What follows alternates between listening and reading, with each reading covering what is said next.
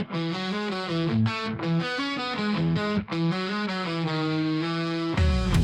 y'all, welcome to Geek Freaks. I am Frank, and I'm joined by Thomas.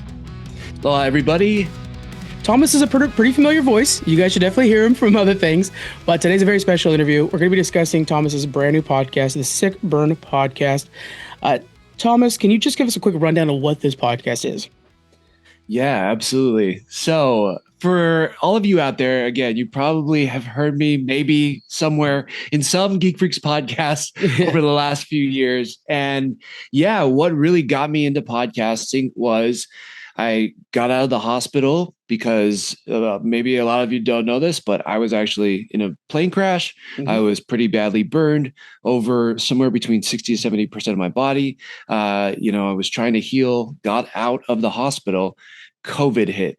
And so also not only to re-engage with my friends, but as a way to heal too, we started online gaming and conversing, and I'm like, let's record this. This is awesome.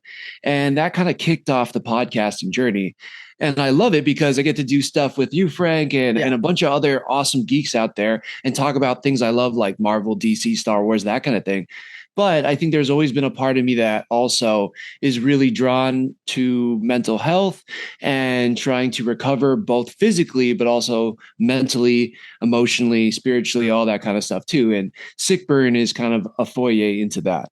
Yeah. Now, with the Sick Burn, you're trying to incorporate the beginning of it, like a tragedy, some chaotic event in somebody's life, and then you're transitioning into humor and recovery. How is that possible? To me, it seems like it's such a hard concept to embrace, and here you're finding so many people who share that journey. Yeah, man. So the tagline is exploring the bright side to life's darkest moments. Yeah. And I mean, if that doesn't describe what life's been for me the last 5 years, I don't know what else could, out of all of this kind of craziness, I know it is probably a wild story to people, but there has been a lot of moments that I've seen pop up because of how tough things are. Mm-hmm. When you're so low, when you feel like you have nothing. I mean, for me, my whole life changed in literally like a blink of an eye, lost career and identity and ways that my body worked and all these different things that just instantly kind of got taken away from me. And I really just didn't know where to go from there. I'm like, how am I ever going to keep living or find a new way into life? And it took little by little, but, only recently, I'd say in the last few years that I was able to kind of find some good things. And it also reminded me of things I could reflect on when I was at my lowest, that I'm like, you know what, that kind of was funny, or that kind of was awesome, and which sounds wild to say, but I think, it is this place where I think out of the darkest, toughest moments, there are things we can take away from it. There are good things that are there, and there are cool, things that present themselves to you that never would have because of this low moment. Right. And I think the guests that I've had on recently, they're all so different. There's other survivors of accidents, a paragliding accident, a tsunami survivor. But then there's also people who just think, how am I going to carry on with my life? Like I might have to, move back in with my parents after I had this crazy, insane career and then I lose everything. Right. And there's comedians and chefs who changed their life around because they were doing one job and it basically just got clipped and they had to figure out what their next life was about. So I think there's so many people out there who experience tragedies and loss and pain, but you have to carry on. And so for me, it's finding where that wisdom is. It's finding the mindset that they use to kind of carry on. And it's finding where was the bright spots that you were also just telling yourself when life felt like it was crumbling around you. So, yeah. In what you call the darkest and toughest moments, what is some of the commonalities you're finding amongst all your guests, including your own story? Oh, man. So I think there is this belief, it's this kind of interesting because I don't know if I had it for a long time. Doing seriously, like doing podcasts like this, being a guest on your show on Geek Freaks, gave me so much confidence. And the more people I met in podcasting, the more I was like, maybe there's something here. Maybe I'm still useful. And I think that was a giant fear that I had, was like, I'm never going to be like useful again. I'm never going to be able to do anything of value again. And I think in my guest, there is this belief that I got to keep going. And then there's other ones where I'm like, I can make it to whatever the other side of this is. Right. So, yeah, you're in this dark tunnel, and, you're like, hey, I can't go backwards. All I can do, there's just no room. I can't turn around. So all you can do is keep moving forward. And now, I think we've recorded 5 or 6 episodes now. Mm-hmm. There's just this belief that we're going to make it on the other side. That's something you're finding with And everybody. They all have that belief in the end. I think so. Yeah. Yeah. It's so different. There's so many different things, and yet they merge. I think that's a really good question.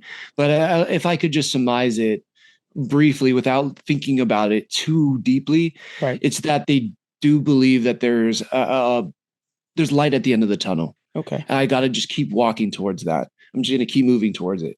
And yeah, I think that's the thing that I'm finding the most, maybe connectivity out of everybody.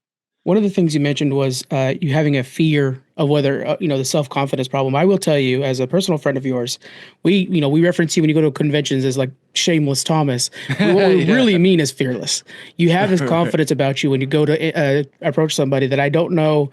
I know none of us have it, and we admire it a lot in you. So you may have had fear before, but you don't show it well. I tell you. Thanks, man. I'm telling you, it's there though. It's definitely there. But I also now know what the alternative is, right? Mhm.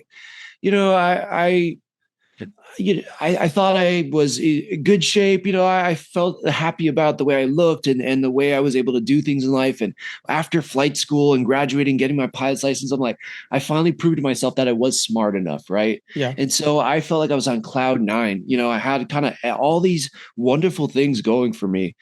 And then, this accident happens, it all gets stripped away, right? And I just really was like, how am I going to do this? And then when we first started interacting together, man, and just kind of chit chatting, that first LA Comic Con I was talking to you about, I was like, man, hey, this event's coming up. Should I go check this out? You're like, yes, you want tickets? I'm like, sure. I was so freaking nervous, like so nervous. I remember was that. prepping, and I'm like writing questions. Yeah, I was afraid, but there was this moment where I was sitting there and I was thinking, I'm like, what's the alternative? Right. Like, you've sat in a hospital bed, you've sat in a hospital, just locked in a room where you couldn't leave. I was hooked up to IVs, and I had a trach, and I had all these tubes and everything coming out of me. And I literally couldn't even, the most I could move was just kind of sit up a little bit out of bed. And I mean, that was months and months and months and months. And so I think about that. I think about not being able to just go out and do anything. And so you get this opportunity now to go do something you love, and talk to fellow nerds, and talk to things that, like Marvel movies and Marvel comics, like really helped me get back into a better mental headspace. And I'm like, holy crap, I'm going to get to see people who love this stuff just as much as I do. And get to meet people who are making it. Like, that was crazy. And I thought, you know what, I'm so nervous, but I'm just going to go and ask. I mean, hey, will you talk 5 minutes about the comic you're doing, or why, this cosplay is so awesome. Do you mind if I take a picture? Or, I love this comic you created. Why did you create it? What were you thinking when you're making it? Like, all of that stuff. I think the goal and the opportunity to talk to these people supersedes my fear of, am I going to look stupid? Am I going to say the wrong things? Like, we're inevitably, man, I can't tell you how many wrong things I've said on podcasts over the years, right? It's just natural. We're human. And I think, it supersedes that fear for me. It's just like, you got to do it. You have one life to live. I truly do believe that. And I just want to live a life that I'm proud of and that I'm excited about. And I think those things align. Before we leave the dark era and go into a more of the lighter side, I do want to touch on one of the things I'm hearing out of you a lot right now, and something that I think personally I fear too, with a little bit of what you're dealing with, very lightly in comparison, but the loss of independence. I think that that would be one of the greatest fears in that early stages. And now seeing you today, you're starting essentially a new business. You continue to start and thrive in podcasting. You have a wonderful supportive family, wife, and group of friends. Do you feel like that fear of loss of independence is warranted for a lot of people, or do they have to find their own version of independence? That's an interesting question. So, in terms of like losing the independence, are you talking more about like in the hospital when I couldn't do things, When you're or sitting on that bed and you're not sure if you'll be able to do what you used to be able to do, like that's what you're talking about beforehand, and now finding a new way of doing things. I feel from what I understand too is you kind of embraced more of your geek culture too. Afterwards, you found a way to talk to these yeah, comic book creators when you used to just be a comic book reader, that type of thing. yeah. I think again, you know what the alternative is of not being able to do something. Yeah. And again, I had this fear of I'm just not going to be able to do anything of value in life again. And I know that maybe sounds ridiculous to people, but when you're at that low, I mean, just my body was so messed up and, not being able to communicate with people, like I Hmm. literally couldn't speak. I couldn't even use my hands. They were all bandaged up. Literally, I was, strapped to a bed for, again, Yeah. months and months. And so much of it. I think it's probably why I talk too much now because I know what it's like to not be able to talk. And Right. I think that just there was this compulsion of I need to say something. Yeah. And you start looking at things again when you're, not like I'm a monk or anything, but I have heard this reference where, like the monks will be in the monastery and they're looking at the wall, right? And the wall maybe Hmm. has all this scripture carvings in it, and they just stare at it for hours and hours. And what your mind does while you look at it, it changes. It goes through all these things. You contemplate every decision you've ever made in your life and what you can do and what you couldn't do and how your life's going to change. But while all of that is valid, it becomes completely different when you are able to leave there, right? Right. And you're right. I wouldn't have been able to even leave or have healed up as well as I did if it wasn't for family, friends, support, but I think it just this opportunity comes along and I started just leaning into the things that I really loved and I really cared about. I did. I suppressed my geek side for so long. Yeah. I grew up, I loved all the action figures, and X-Men the animated series got me hooked on, comics, and I was a Power Rangers kid, and all of that stuff went away because I wanted to be cool in high Of school and I course. played football. Yeah. And I like wanted a girlfriend and, Hmm. more in college and all these things. And then my job out of college, like nobody was really like that. So I kind of just stuffed that down. Right. And Well, you worked at yeah, Oakley too, which I would have to say is pretty sports brandy, you know. yeah, It doesn't fit in the definitely. culture. Totally. There was like a few people who kind of, but you had to pick and choose who you could talk Right. about that stuff with, right? For me, I didn't want to like shout it from the rooftops about any of this stuff. And again, I got out of the hospital, and it's yeah, I think this is what saved me, truthfully, mentally. I was so broken and talk about depression and just not knowing if I wanted to. I mean, this is gonna sound dark, but truthfully, I didn't know if I wanted to be here. Right. And the things that kind of kept me in the game, along with friends and family support, was like I gotta lean into things I care about. Yes. And this became podcasting. This became, listen, I've always loved Marvel. Like, I want to talk about that more. Or, I've always loved video games, and I really haven't had a space or an opportunity to ever really talk about this. Why don't I just do that? Or comedy, bringing my friends who I used to do improv with, and like we would just laugh. All of these things became part of the healing and showed me that maybe there was still a way that I could contribute to this world, or I still had something to give. Yeah. And that allowed me to kind of see maybe there is some type of independence there too, Hmm. For people who feel like you lost it, I think it's just taking one little step in a direction you care about. Like we hold ourselves back so much, And the thing between our ears can be our biggest ally. It can also be our biggest enemy. Oh And yeah. we're so nervous about how other people are going to judge us, or what our parents are going to think, or what our friends are going to think, or what our, significant other is going to think. And all of that can be valid. But if you are stuffing down a part of you that you really feel strongly about or connected to or want to share with the world, that's a tough place to be, not being able to share it. Right. I think, again, this is probably heavy or a little crazy maybe to say, but you gain more of yourself. You get to live more freely as you are able to express yourself more. And I'm not saying that road's going to be easy. I'm not saying it's going to be a walk in the park. There are aspects of society now that pushes against you being yourself. But I also feel like there's no other way to live, Right. truthfully. Again, you got to be careful with it. But I think it's better to lean into that and just taking those steps, gaining a little bit of that independence for who you are and Yeah. owning it is so freeing. It's almost a better independence because it's more you than Yeah, what you're trying to play by before. right. Let's talk about where that uneasy road leads to. We have your new podcast, the Sick Burn Podcast. Link in the description. Make sure you're clicking around, guys.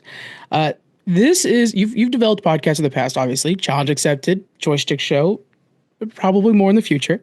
But this one was very unique. You have a studio for this one. Can you describe what it's like to set up that studio for this podcast? Man, let me tell you, that was should have been way easier than I thought it was going to be. Right. Yes. So, for the 5-year anniversary of my accident, I put out a video kind of describing it. It is on the Sick Burn page. It's on my personal page. But I really did not want to announce that I was going to do this podcast. Again, talk about fear and just thinking like, this is crazy. Who's going to come and listen to me talk about positive mental health and digging your way out of a terrible situation or that kind of stuff? It's Right.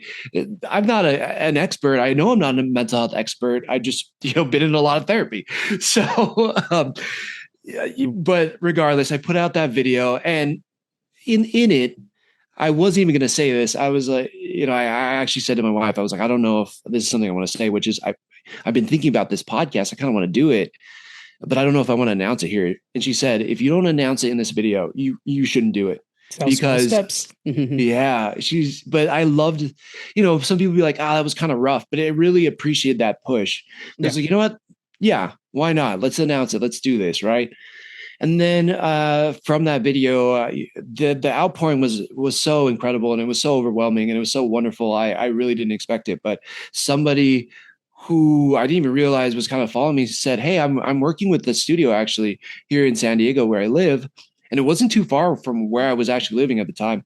And he was like, "Hey, you said you mentioned you wanted to do this podcast. Maybe you should check out this studio." And so I'm like, all right, and I started going through all this list of different places. And I really wanted to just try to take this podcast to a different level. And I go there, meet everybody there, all wonderful. It's called Voice and Video in San Diego.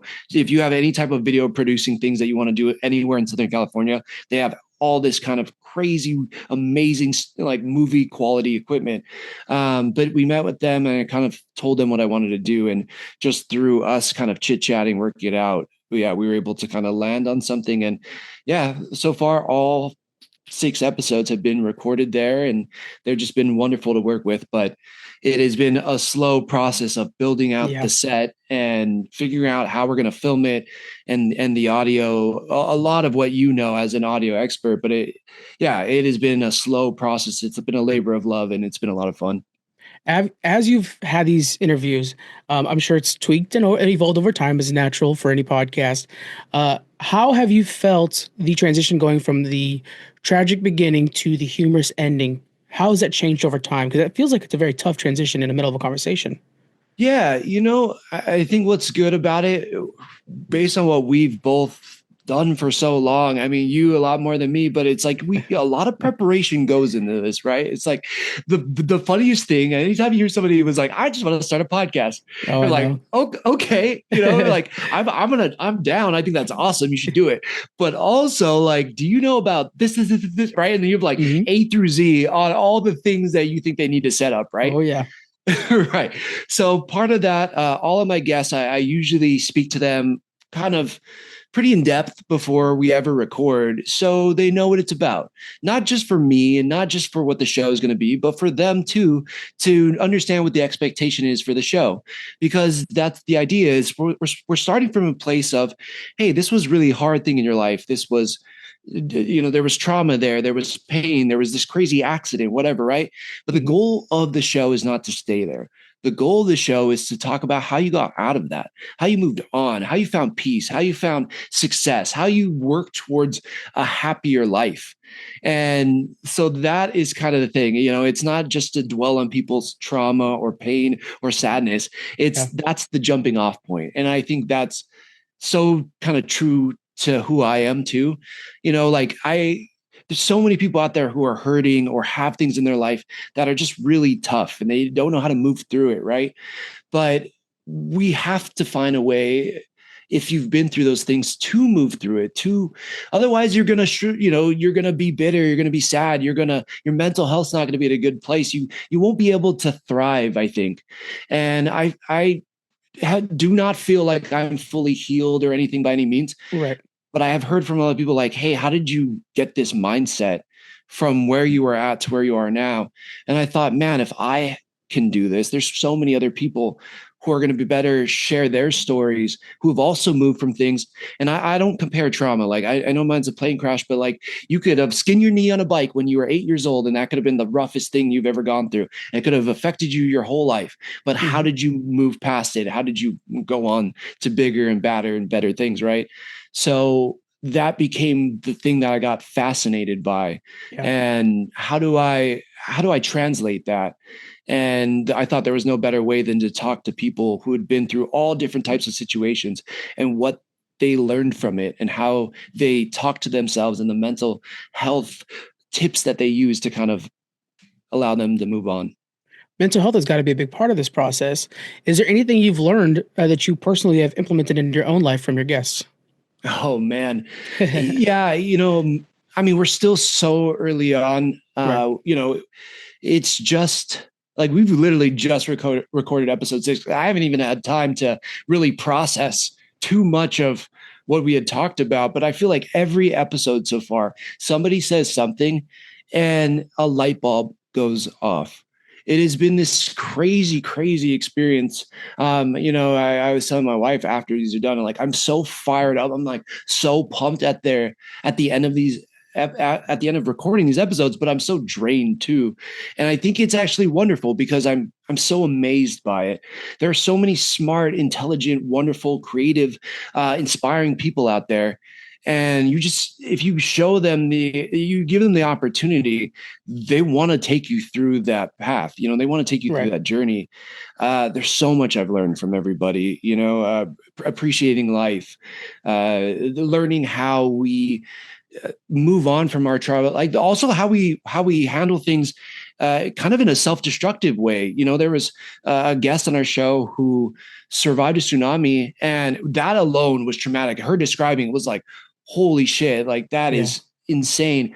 But then she got addicted to drugs and alcohol down the road and didn't see how those two things were connected. But then later on did see it when she went to school for it, and talking about how they both had intersected in her life and made things hard, but also she needed both of these things in her life to take her to where she is now. And she's thriving and like helping so many people. And she's a coach and an author and a podcaster. And, it's been pretty amazing. So I think every guest has shown me something different about their trauma, their pain, their tough thing in life.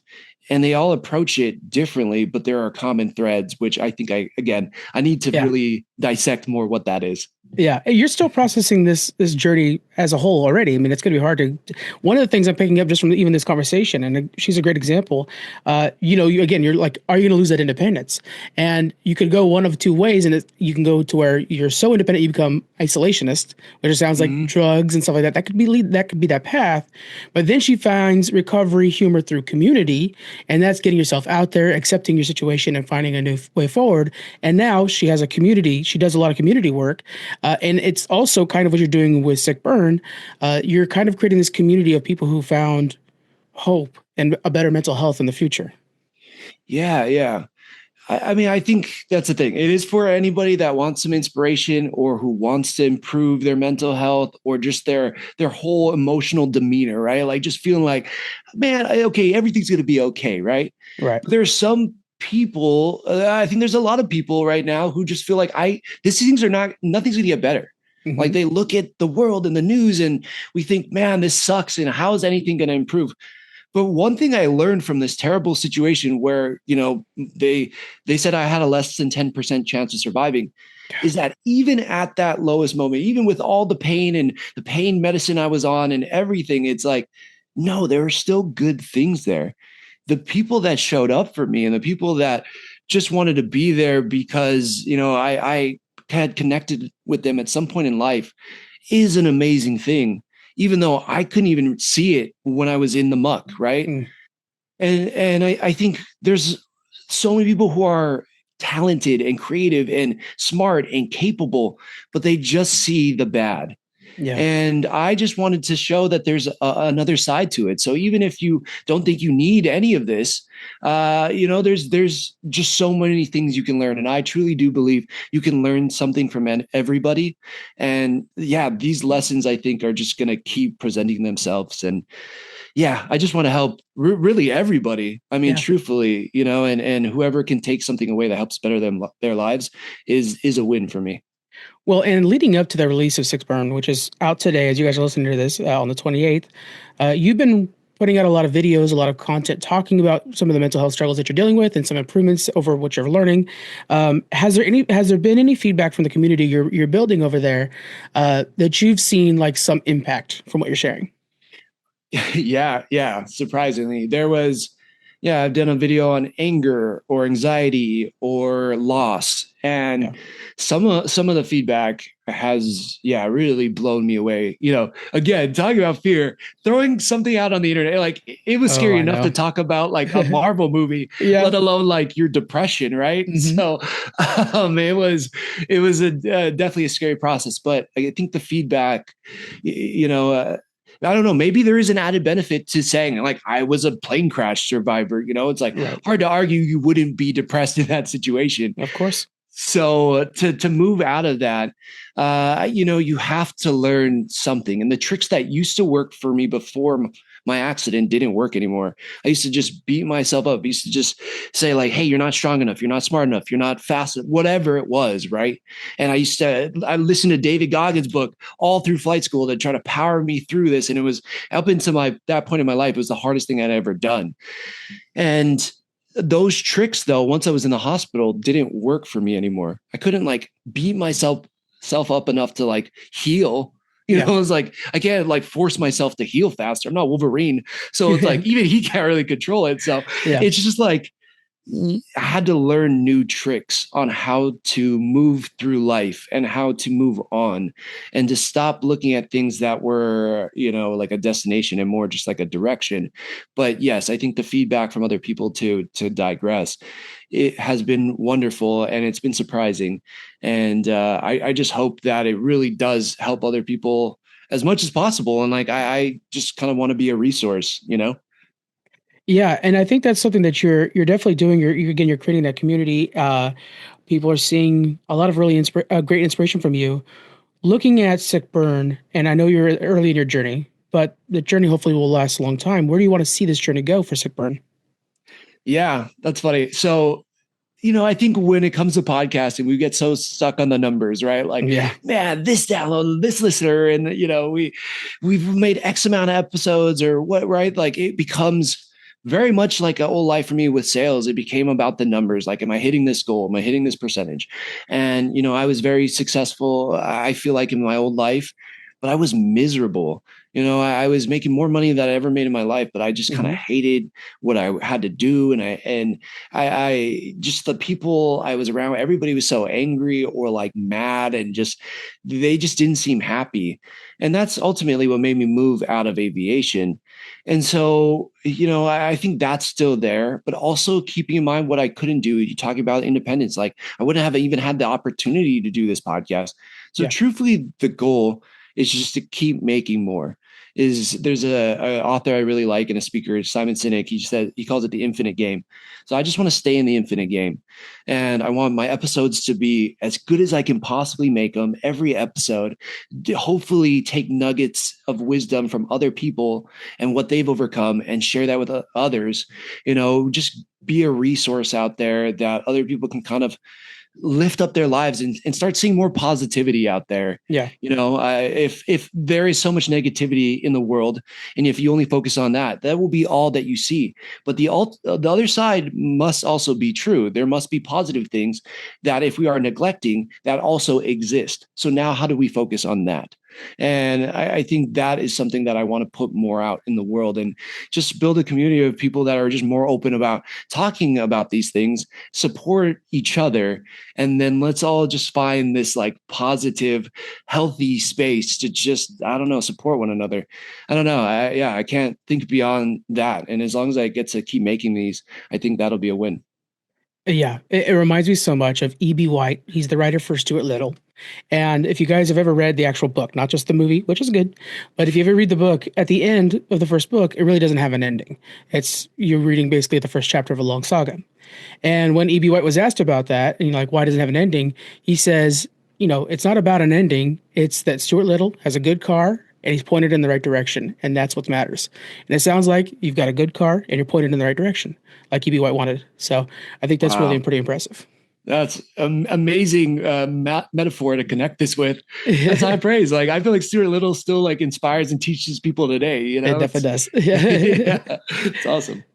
So we have Sick Burn out today. You guys could be following it up as we're talking about it right now.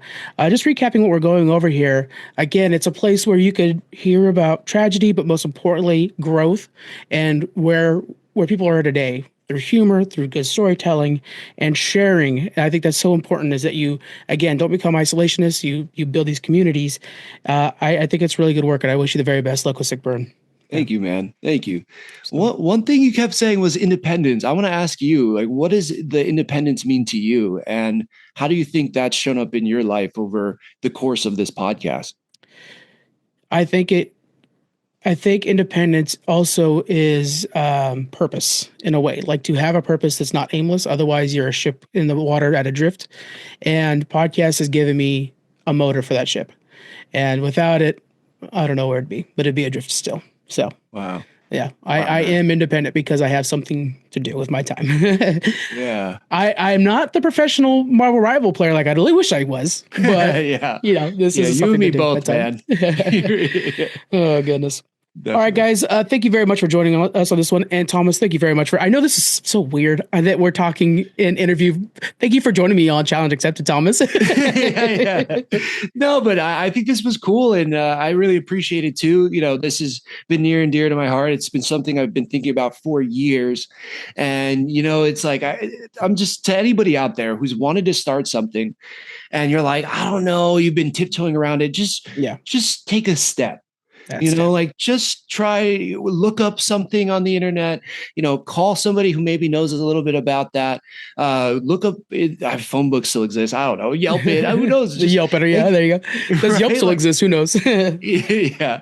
But it's just take little steps in this life. You never know what the opportunities are going to show up and what you're going to be able to do and where you're going to go. Getting to meet you and starting Challenge Accepted and joining Geek Freaks and, going to different conventions and hanging out with you in person. It's like none of that would have existed if we didn't just take steps to make a podcast and then take steps to like start a new podcast. And, it's just amazing where these roads have taken me, far beyond what I'd ever thought I'd be able to do again, because never thought I'd be able to do anything again at one point in my life. And then here we are.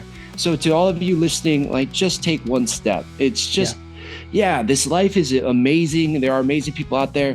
Sure, there's things to be afraid of and skeptical about. And I'm not saying there's not bad things in the world, but maybe just focus a little bit on the next step and a little bit of positivity. Just a little thing that could brighten your day. Because I guarantee you, the more you start looking for it, the more you'll see it. There we go. Again, guys, much more on the Sick Burn podcast out today. Links in the description. Make sure you follow up on that. All right, guys, we'll see you on the next one. Bye. Aloha.